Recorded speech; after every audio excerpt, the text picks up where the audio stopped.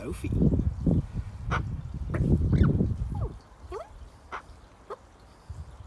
Bird. Hey, bird. What you doing? Sophie.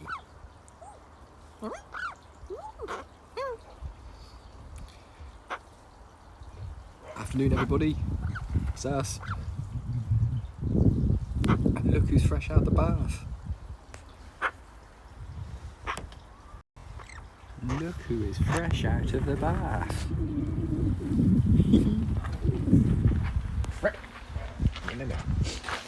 One of us has got a wet belly. Bird! Bird! Hey, buddy! What are you doing? Hey, Soph. Look at this wet belly. What do you think, bird? Bird! Sophie!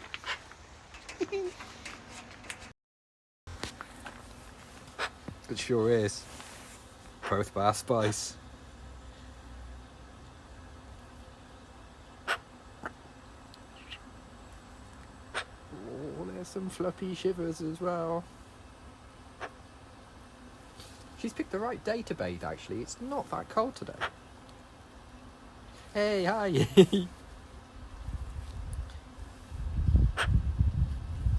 She's picked a good day to have a bath.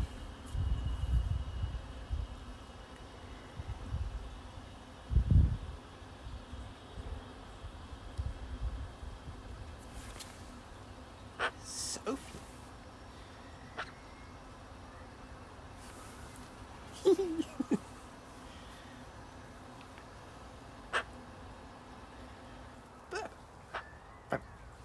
What do you think? What do you think, bird? Belly warm? Sophie.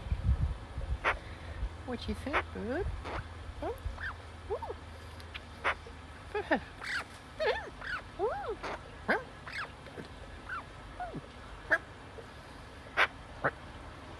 Sophie. Oh, hey, bird. What do you think? We'll end it, yep. Good. What do you think? Yeah, it's quite a nice day today, actually. It's not cold. I mean, it's not warm, but it's certainly not cold.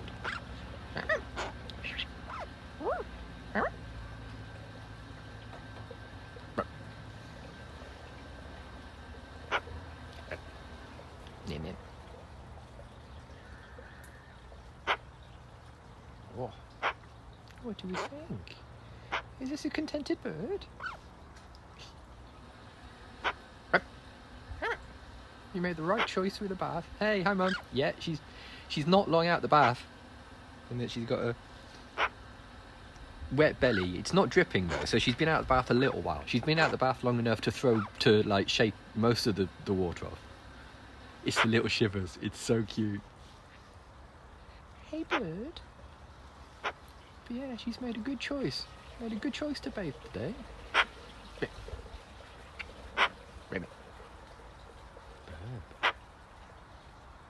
Yeah, bird aerobic. What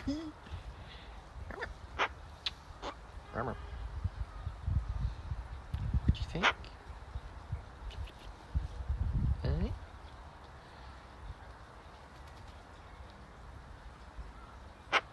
Yeah. We're off again. Oh, bird, am I back here again? This is where we were seconds ago. Oh.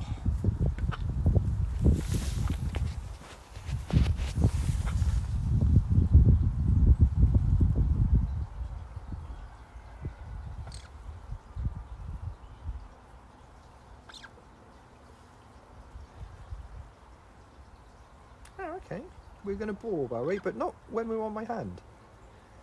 I mean, that's fair enough.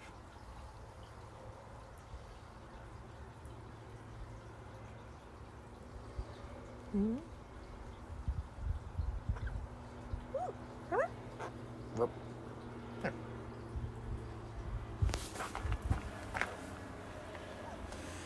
Yeah, try. What do we think, Borbs?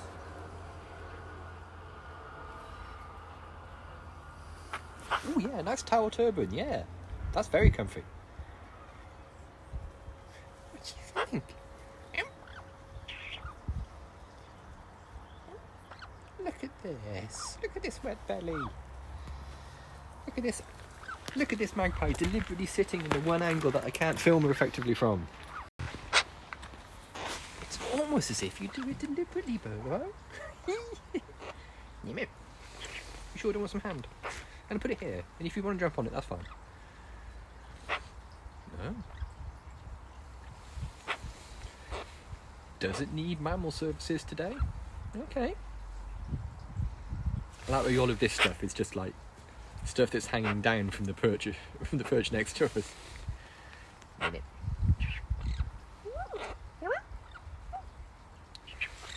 Sophie. Oh wow. Been really sneezy today. I think I've got a cat hair up my nose. And, that'd be fun. All day going like that. We'll have to see. I bought one of those USB Pilot battered cheese biscuits out the oven, and Dad is eating them. My mum's cheese biscuits are like a Christmas tradition, and they are amazing. they are absolutely amazing. They're basically all we eat on Boxing Day. We just sit there just going continuously. And Dad's already getting stuck into the cheese biscuits. Wicked. You sure you don't want some hand? Now we'll have a bit of hand. Okay. Oh, I have news. I have exciting news. Which is okay. Yesterday, builder neighbour Ryan had a visitor, and that visitor was the owner of the gate company.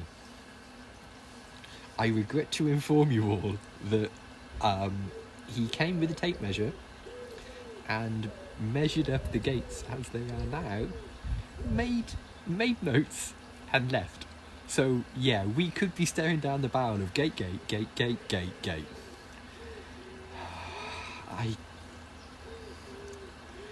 don't know what to tell you, gang. Yeah, there's looking like there is more gate on the way. I've lost track of how many gate suffixes there are on this now. It really looks like it might be back on. Oh no.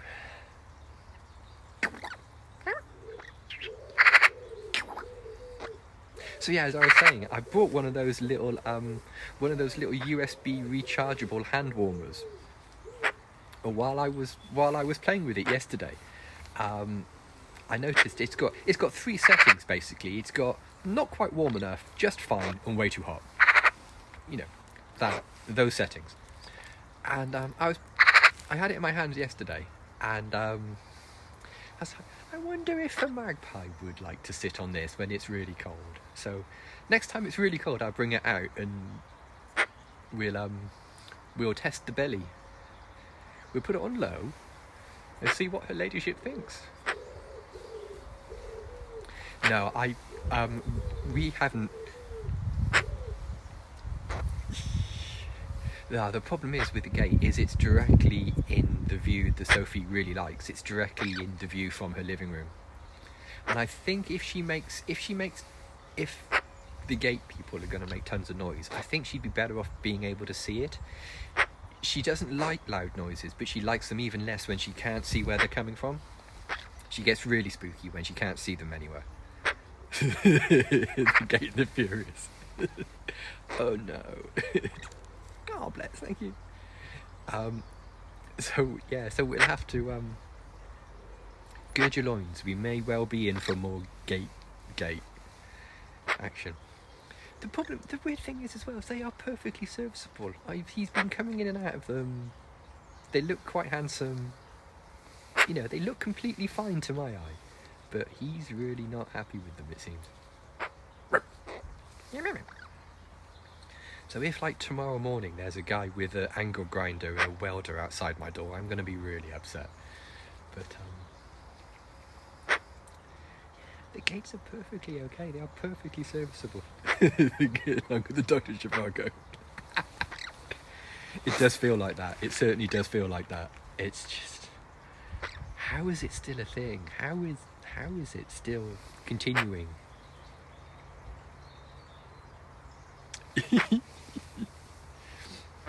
I don't know if he's made any money on this deal, because he's had blokes come back to it at least 3 times and like cut it up and re-welded it and all sorts of things. Birds can see colours, yeah. Birds can see. It's widely believed. I've got something in my eye. Hang on a sec. It's widely believed that birds can see further into the infrared region than us. So they can see colours that we can't. They can see all sorts of like weird reds and purples and things like that we don't stand a chance of being able to see.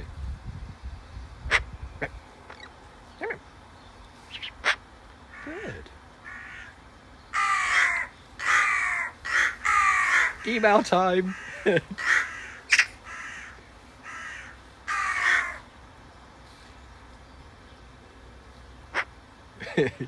You've got mail.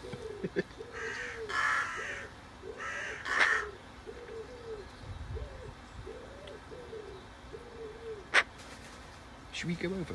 Should we go over next door and see what's cracking? Change cameras.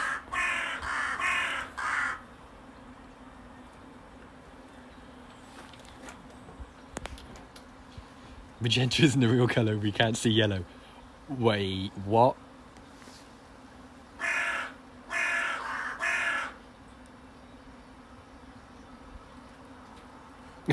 Yeah, with...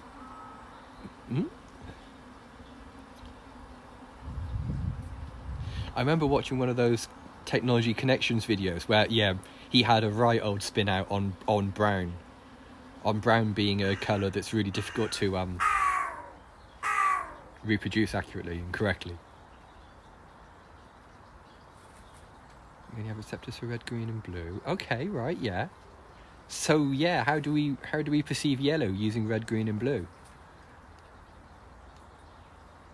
Magenta I can understand because that's red and blue, isn't it? But where's Robert? There she is. Hey, buddy. Brown and orange. I think it's chocolate orange. Yeah. Yuck.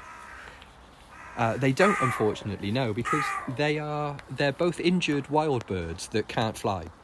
Well, Rory can fly. The rook is the rook you can see there. She can fly, but you can see she's also got a wonky foot. She's got like the bird equivalent of clubfoot, so she'd be at a big disadvantage in the wild.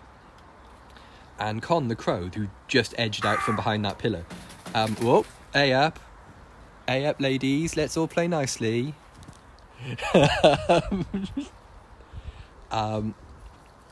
Con the crow there. Are we experiencing a bit of rook aggro there?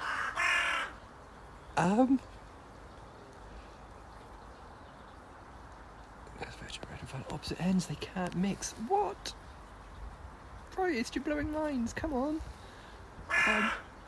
And yeah, he unfortunately he got shot. Someone shot him with an air rifle and broke his shoulder. And you can see there he's got like one droopy wing.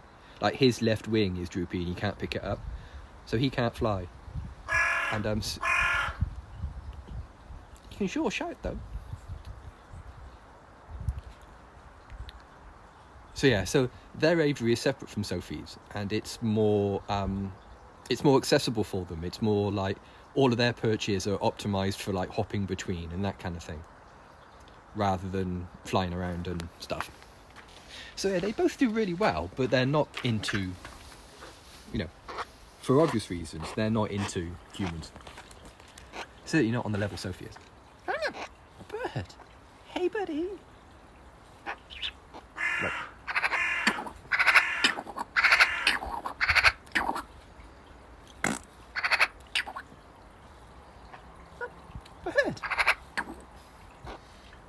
bird.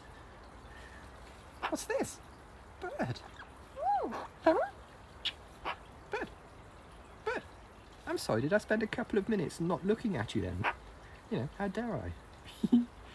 Yeah, they did. They came to us as a pair. They came to us separately, but had always been a pair. It's the sort of thing that they came to us one and then another, and then I think we got Rory first, and then we got Con like a week later. And yeah, so they had been a pair at the rescue, but they were reunited here. Reunited, and it felt so good. Yep. Oh, we back down here again. We back on crouch cam.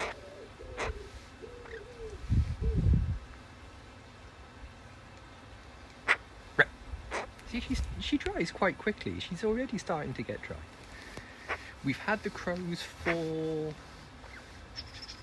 13 years, I think now. 13. We had them for a couple of years before we got Sophie. We've had Sophie for 10. So.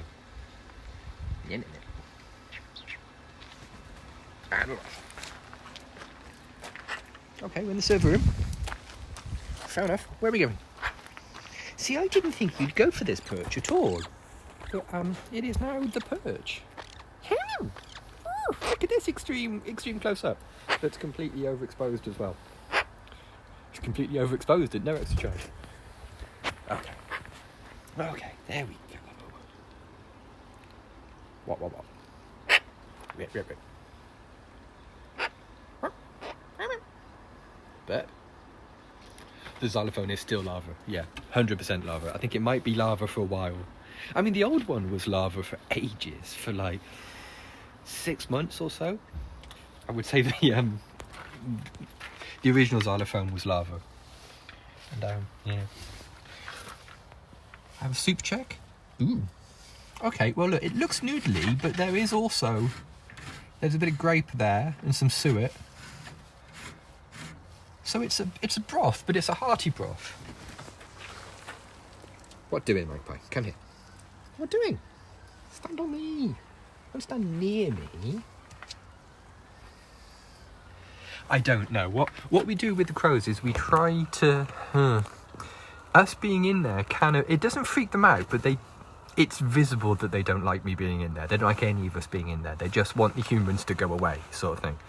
And they'll immediately go into their bedroom, like their equivalent of Sophie's bedroom. They'll immediately just duck in there the moment I go in.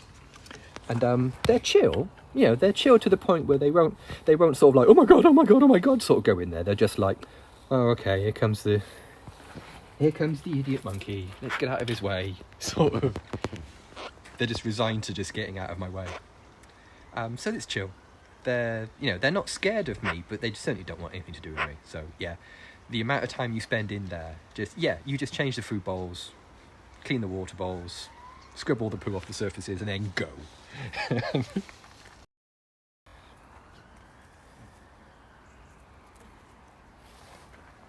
Bird is the cops. Cheese it.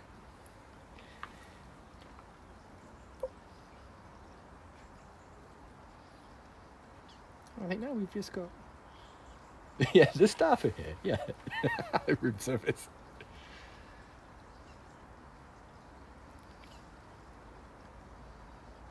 What we do as well, what I do most of the time is I'll tuck food in places for them, because they quite like a biffy forage. Because like Sophie's never had to forage, so while we hide food for them, we hide food for Sophie, it's more, how do I say, the stuff you hide for Sophie is more like this kind of thing, of just like treats in warp tubes and that kind of thing. Biffy forage. Whereas with the crows, you're tucking food all over the place for them to find and forage for. How do I do with going on holiday? I don't go on holiday. That's the long and short of it. I just don't go on holiday. That's it. Slide up the sad violin music, everybody. Check the time. Right. come on, bird, let's do the lolly stick thing, because I need to trudge wearily back to... I am not saying it. You know I can't say that word. You know that I am incapable of saying that word. So it's much better for everybody concerned if I just don't say it. They are quiet at night 99% of the time. There have been times when they've lost their mind in the night. Sophie has occasionally done a scared. The crows do too. Like if a fox goes through the garden or something like that, there will be a tremendous amount of honking. But in the years we've had them, we've had both Sophie and the crows, we've sort of like tuned into the alert calls. Like there's a frequency to their alert calls, which is some of them you can tell you need to get up and like immediately sprint outside. And some calls you know that all you have to do is like appear outside the catio and everything will be chill. And yeah, there's a frequency to their honks that you can be aware of, and we are. But I think I've only had to be a midnight underpants hero twice this year or something, I think. So that's pretty good. The fireworks are actually quite chill with. What we do is we switch on there's a floodlight on the side of the house which illuminates like this bit of the garden where like the two aviaries are, and so we leave that on, and the only thing that really gets them is the crackly fireworks. The bangs aren't too bad. It's the sort of like the sparkly crackly noise that makes them a bit jumpy. But yeah, they've just learnt that as long as they're inside the aviary, nothing bad is going to happen to them. No one can get to them, and they just go inside their bedroom. They're just like, oh, this stupid stuff. This is off again.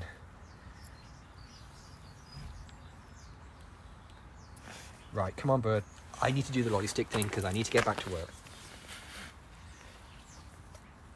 You gonna? Okay, yeah, there we go. Okay, go. I gotta go. Thanks for coming. If you just stumbled across this on Periscope and you'd like to follow Sophie on Twitter, her Twitter handle is @BreeSophieBree. There's also a Discord linked from the Twitter page if you'd like to get into that. And if you prefer, you can always Google Sophie the Magpie. So thanks everybody, and we'll see you tomorrow for a popcorn-fueled full-size precast. Cheers everybody. See you soon.